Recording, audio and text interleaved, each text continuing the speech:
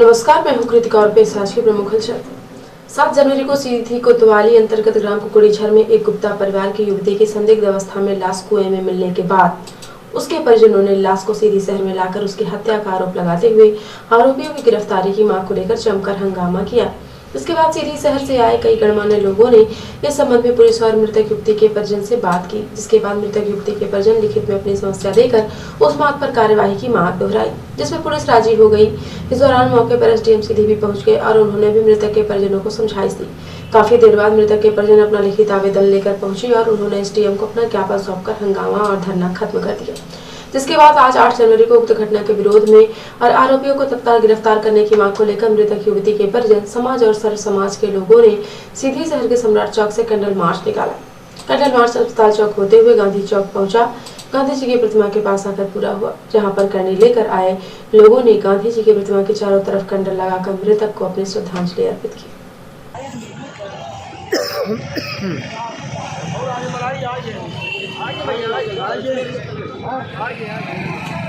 फांसी दो, फांसी दो, फांसी दो, फांसी दो, फांसी दो, फांसी दो, फांसी दो, फांसी दो, फांसी दो, फांसी दो, फांसी दो, फांसी दो, फांसी दो, फांसी दो, फांसी दो,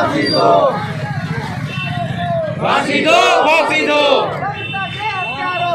गोली मारो सालों को, ममता के हत्यारों को, गोली मारो सालों को।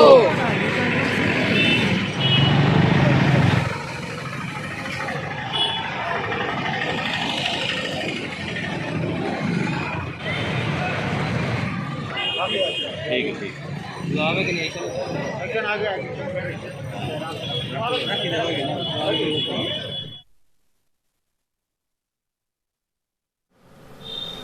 इस दौरान सर्व समाज द्वारा मृतक की आत्मा की शांति के लिए 2 मिनट का मौन रखकर प्रार्थना भी की गई। प्रार्थना के बाद गुप्ता समाज के मुखिया लालचंद गुप्ता ने इस घटना पर और निकाले गए कैंडल मार्च पर अपनी प्रतिक्रिया दी और कहा कि इस तरह की घटना किसी भी समाज की बेटी के साथ नहीं होनी चाहिए और इस तरह का कृत्य करने वालों को कड़ी से कड़ी सजा मिलनी चाहिए। आगे उन्होंने कहा कि यदि जल्द ही मामले में कार्यवाही कर आरोपियों को गिरफ्तार नहीं किया गया तो वह सोमवार को जिले के आला अधिकारियों से मिलकर अगला कदम उठाएंगे। भैया, आज कल जो एक दुखद घटना सामने आई उसको लेकर आप लोगों ने कैंडल मार्च निकाला है, क्या संदेश देना चाहते हैं और क्या उद्देश्य है आप लोगों का? इसका साफ संदेश है, अपराधी चाहे जितना बड़ा हो जितना छोटा हो, अपराधी कोई जाति नहीं होती, कोई समुदाय नहीं होती है। जिस व्यक्ति ने अपराध किया है उस व्यक्ति के ऊपर कार्रवाई हो चाहिए। हमारी सच्ची श्रद्धांजलि उसी समय होगी जब अपराधी जेल के शिकंजों में होगा। और ये कैंडल मार्च निकाल के उन सभी बेटियों की सुरक्षा की बात हम कर रहे हैं जिन बेटियों के साथ ऐसा न्याय होता है। यहाँ सभी समाज के लोग आज श्रद्धांजलि में इकट्ठा, कोई एक समाज का व्यक्ति नहीं है। मैं उनको सबको धन्यवाद देता हूँ कि जब भी सीधी शहर के हम निवासी हैं, सीधी जिले के हम निवासी हैं, जब भी ऐसी घटनाएं होनी चाहिए और अगर ऐसा न्याय हो रहा तो उसका तिरस्कार करके हम सबको एकजुट होकर जवाब देना पड़ेगा। अब तक जो कार्रवाई हुई है पुलिस की, जो चल रही है, जो जाँच चल रही है, आप लोग उससे क्या संतुष्ट है? क्या कदम होगा आप लोगों का अगला? अभी तक उस कार्रवाई से हम संतुष्ट नहीं हैं।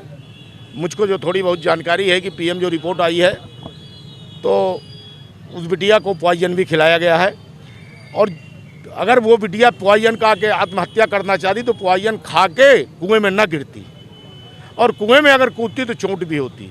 अभी जो प्रारंभिक रिपोर्ट है, इसलिए ये संदिग्ध मामला है और इस मामले की जांच हो। अभी तक की जांच से हम संतुष्ट नहीं हैं। आगे देखिए, सोमवार को हम पुलिस अधीक्षक जी से मिलकर और ज्ञापन सौंपेंगे। इसका अगला कदम हमारा क्या होगा। अगर अपराधी नहीं पकड़ा गया तो धीरे धीरे हमारे कदम आगे बढ़ेंगे। देश और प्रदेश में लगातार बढ़ रहे कोरोना के खतरों को देखते हुए 8 जनवरी को कलेक्टर मुजीबुर रहमान खान तथा पुलिस अधीक्षक पंकज कुमावत द्वारा सीधी शहर के मुख्य बाजार क्षेत्र का भ्रमण कर लोगों को कोविड प्रोटोकॉल पालन करने के लिए जागरूक किया गया है। इस अवसर पर लोगों को मास्क का वितरण कर संक्रमण से बचाव के लिए सार्वजनिक स्थलों पर अनिवार्य रूप से मास्क लगाने की समझाइश दी गई। इसके साथ ही समस्त दुकानदारों एवं व्यवसायियों को निर्देशित किया गया है कि अपने प्रतिष्ठानों में कोविड प्रोटोकॉल का पालन सुनिश्चित कराएं, स्वयं भी मास्क लगाएं तथा ग्राहकों को भी मास्क लगवाएं। निर्देशों का उल्लंघन किए जाने पर प्रारंभ में जुर्माने से दंडित किया जाएगा।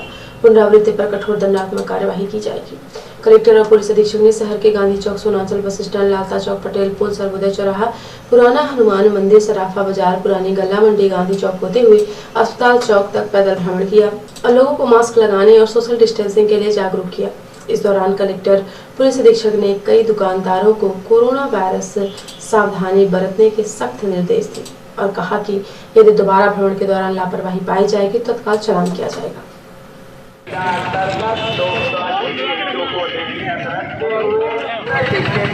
एवं सैनिटाइजर के इस्तेमाल का पालन किया जाना। मंत्रालय वल्लभ भवन भोपाल द्वारा दिनांक 5 जनवरी 2022 के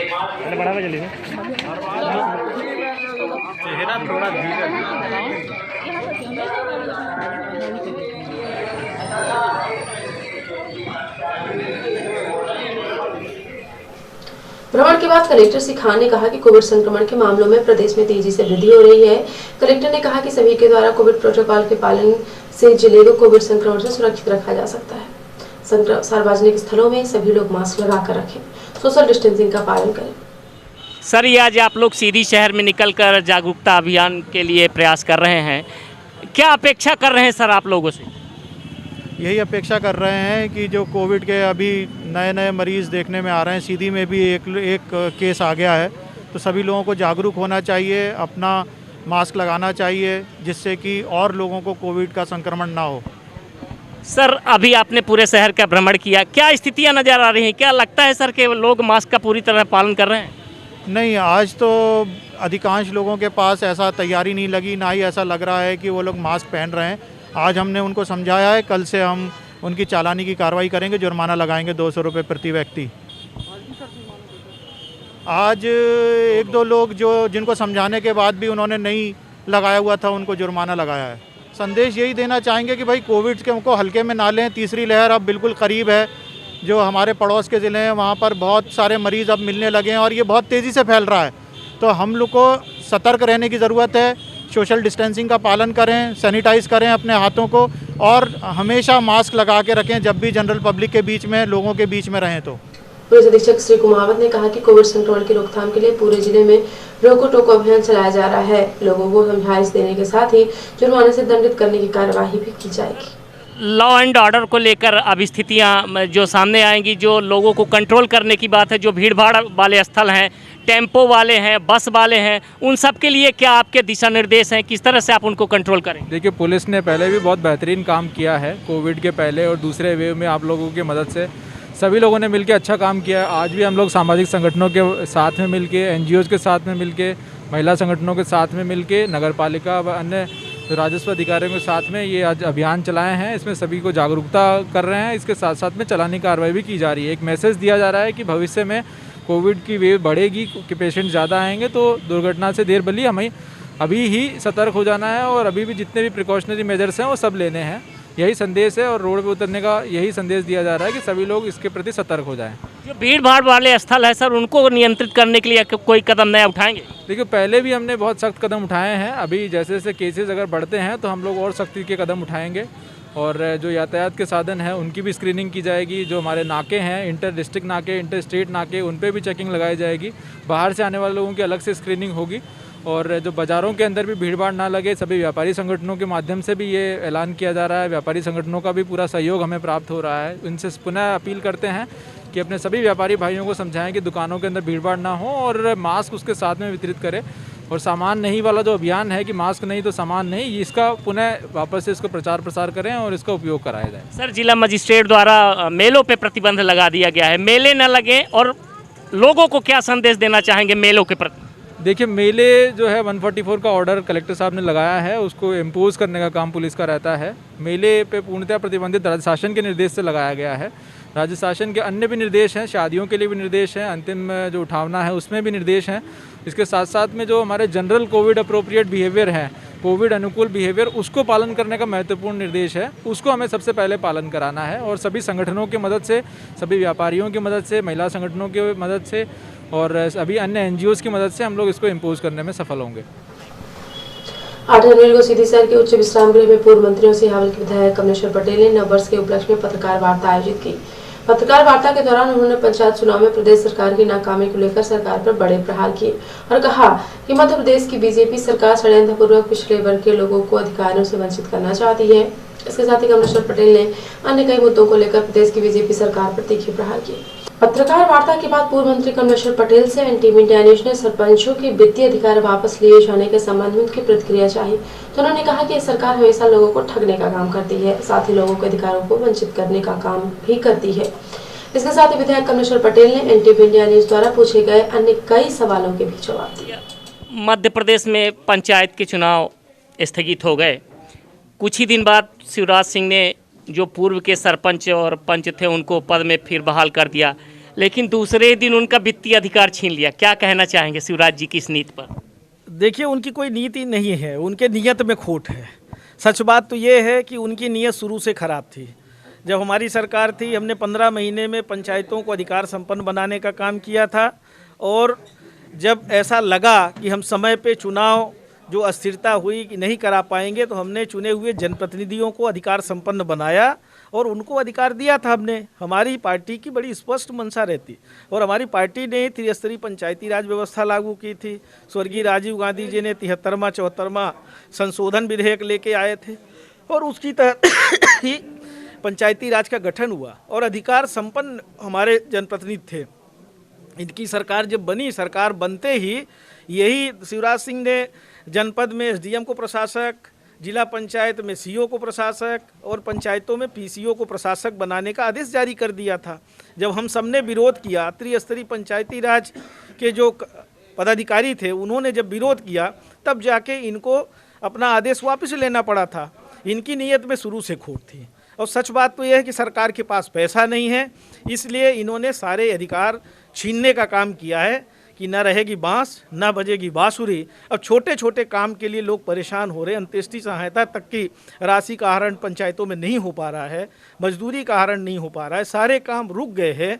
और पहले तो पंचायती राज चुनाव में आचार संहिता लगा के पंचायत में रहने वाले लोगों को परेशान किया, अवैध वसूली की, बिना चुनाव के लोगों से नॉमिनेशन करा लिया, पैसे जमा करा लिए, बिजली के बिल के ड्यूज से लेके और जो सरकारी ड्यूज थे वो सब जमा कराया, करोड़ों रुपए वसूले और फिर चुनाव स्थगित कर दिया।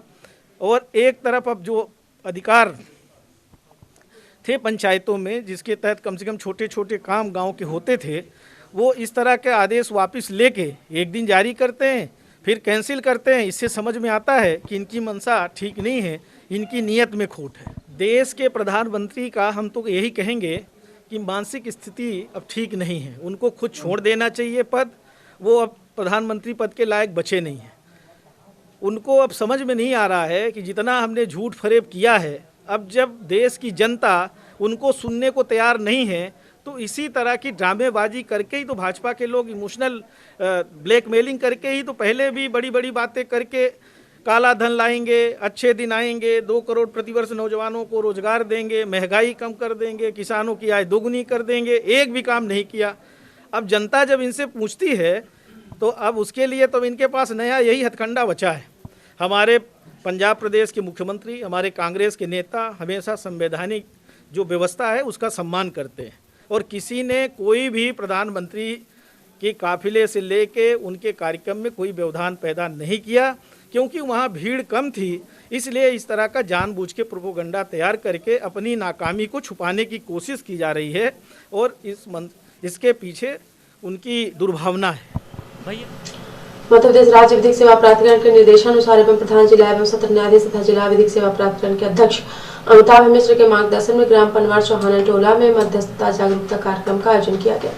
कार्यक्रम में मध्यस्थता के संबंध में सरल भाषा में समझाते हुए जिला विधिक सेवा प्राधिकरण सीधी के सचिव डीएल सोनिया के द्वारा बताया गया कि मध्यस्थता प्रक्रिया में न्यायालय में लंबित राजीनामा योग्य प्रकरणों में पक्षकारों के बीच समझौता कराया जाता है।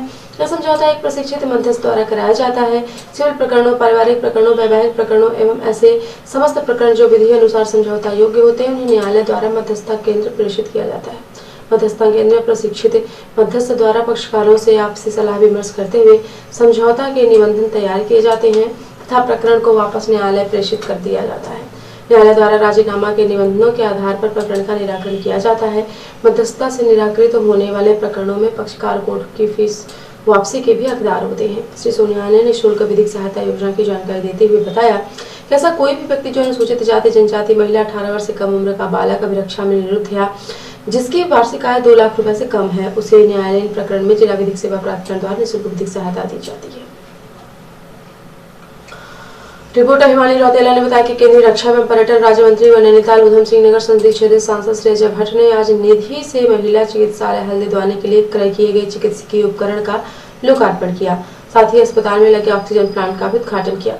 इस दौरान केंद्रीय मंत्री श्री अजय भट्ट जी ने 23 लाख रुपए से अन्य उपकरण तत्काल लगाने के लिए बजट स्वीकृत करते हुए निर्देश दिए। कोविड-19 की संभावित तीसरी लहर को देखते हुए केंद्रीय रक्षा एवं पर्यटन राज्य मंत्री अजय भट्ट ने आज लगभग 60 लाख की लागत से संसद निधि से कराए गए 300 जंबो सिलेंडर व 2000 प्लस ऑक्सीमीटर सहित ऑक्सीजन प्लांट को जनता को समर्पित किया। इस दौरान केंद्रीय मंत्री द्वारा ऑक्सीजन प्लांट की स्थापना के लिए 45 लाख रुपए की स्वीकृत धनराशि के तहत ऑक्सीजन जनरेशन कक्ष, जनरेटर, स्टेबलाइजर आदि के लिए 22 लाख रुपए का सामान क्रय किया गया, जबकि शेष 23 लाख रुपए की धनराशि में चिकित्सालय में ओटी एवं अन्य बेड में ऑक्सीजन पाइपलाइन की तत्काल स्थापना किए जाने के लिए मौखिक स्वीकृति दी गई। इस दौरान केंद्रीय मंत्री अजय भट्ट ने कहा कि इस महामारी की तीसरी लहर की आशंका को देखते हुए सरकार पूरी तरह तैयार है। उन्होंने कहा, अपने सांसद निधि से उधम सिंह नगर और नैनीताल में जिले में चिकित्सकीय उपकरण के लिए भरपूर बजट दिया गया। साथ ही सरकार भी लगातार बेहतर चिकित्सा की सुविधा के लिए कार्य कर रही है। इस दौरान माननीय सांसद ने महिला चिकित्सालय में सभी उपकरणों का निरीक्षण भी किया। इस अवसर पर सीएमओ भागीरथी जोशी, जिलाध्यक्ष दिग्विजय, जिला पंचायत अध्यक्ष बेला तोलिया, सांसद पत्नी लक्ष्मण खाते, निश्चल पांडे, अध्यक्ष नगर विनीत अग्रवाल, भुवन जोशी जी, संजीव कुमार, प्रताप बिष्ट उपस्थित रहे। और अब ऐसे प्रादेशिक हलचल। मुंबई से लौटे पंचायत मंत्री सिसोदिया भी पॉजिटिव। हाई कोर्ट ने सरकार से पूछा, थर्ड वेव से निपटने की क्या तैयारी है। इंदौर सेक्स स्कैंडल में 17 को जेल। थाईलैंड की जिन लड़कियों के साथ बीजेपी नेता पकड़ा, उनमें 4 जेंडर चेंज कराकर फीमेल बने।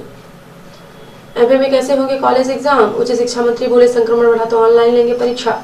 और एमपी में एक सप्ताह में कोरोना की 20 गुना रफ्तार। 24 घंटे में 40 जिलों में आए 1577 के आदेश, ज्यादा इंदौर और भोपाल में मिले। और अब पेश है राष्ट्रीय हलचल। 5 राज्यों में चुनाव तारीखों का ऐलान। 7 चरणों में 5 राज्यों में विधानसभा चुनाव। शुरुआत 10 फरवरी को। यूपी से सभी नतीजे 10 मार्च को। मोदी की सुरक्षा में चूक पर घिरे डीजीपी हटाए गए। वीके वोहरा को पंजाब पुलिस की कमान। पंजाब में वैलेंटाइन डे के दिन वोटिंग आचार संहिता लागू। कोरोना के बावजूद इस बार एक चरण में चुनाव। 14 फरवरी को होगा मतदान। और विधानसभा चुनाव के लिए कोविड प्रोटोकॉल। 15 जनवरी तक किसी तरह की रैली और रोड शो नहीं होगा। जीत के बाद विजय जुलूस पर रोक। तो ये थी आज की प्रमुख हलचल। यदि आप न्यूज फेसबुक पर देखते हैं तो पेज को लाइक और फॉलो करें। यूट्यूब पर देखते हैं चैनल को लाइक और सब्सक्राइब करना बिल्कुल ना भूलें। आप किसी भी न्यूज को तत्काल पढ़ने के लिए लॉगिन करें www.ntvindianews.com। सीधे एवं बिंदी की प्रत्येक न्यूज का अपडेट अपने फोन पे पाना चाहते हैं तो आप प्ले स्टोर से हमारा app NTV India news download करें और जुड़े रहे अपने आसपास के समस्त गतिविधियों से NTV इंडिया न्यूज के साथ। नमस्कार।